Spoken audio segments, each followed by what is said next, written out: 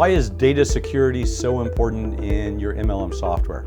Hi, I'm Robert Proctor. For the last 20 years, I've been involved in the network marketing industry, helping launch over 1,000 companies. And today, only 10% of those companies are still in business. I want to give you some tips and tools, hopefully some value to find out why those 10% of those companies are still in business, and unfortunately, what caused those other 90% of the companies to fail. You know, a couple years ago, you may have seen that Target got hacked with over 150 million credit cards stolen. Just in the last couple of weeks, Equifax got hacked, and they're saying over 150 to 200 million pieces of data of your personal information, credit cards, passwords, usernames, all that information was stolen and is out there in the internet. So when you're looking at MLM software, there's some things that you need to look at that are absolutely critical. First thing, is there an SSL security certificate on your website? If you go to a website and it says HTTP and you're putting in a credit card or you're putting in a username, password, tax ID, and it doesn't say HTTPS, that website, that page is not encrypted.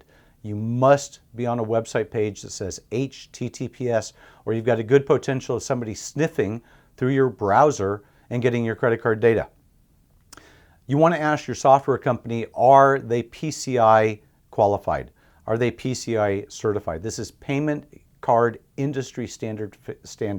It's something called PCI standards, and it means that the software, the servers, the websites are being scanned usually once a month to make sure that any new known vulnerabilities in the internet, because people out there, they're trying to get to your data. And it happens all the time. So there's systems and securities in place that will actually scan your website. So make sure that you ask your software provider, are they PCI compliant?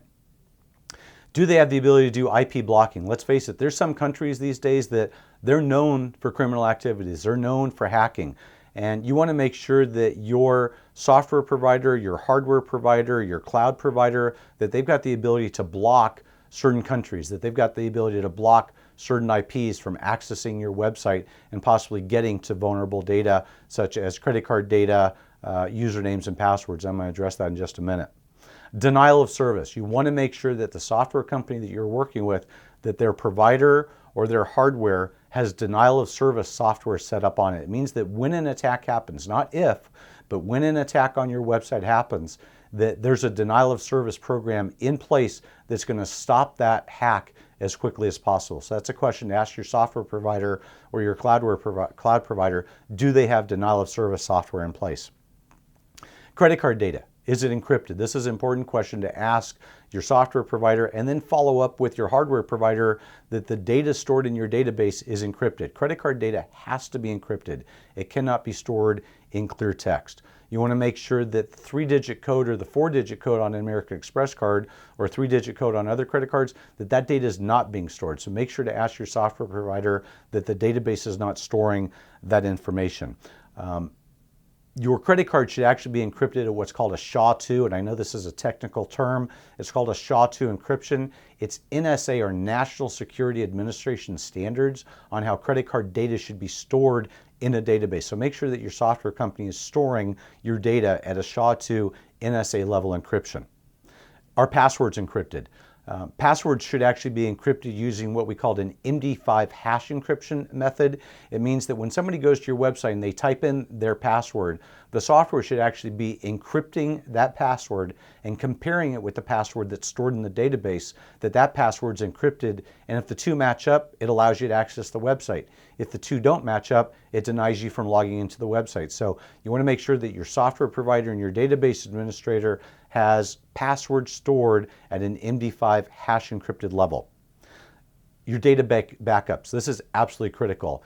It's not a matter of if somebody's going to eventually try to hack your website, or if your provider is going to get hacked, or if there's malware out there, because we can't control what's going to happen tomorrow. We can control what's going to happen today. So make sure that your data is being backed up. It means that your database, where your distributors' data, your customers' data, your products, your commission history, everything about your business should be backed up at least on a daily basis.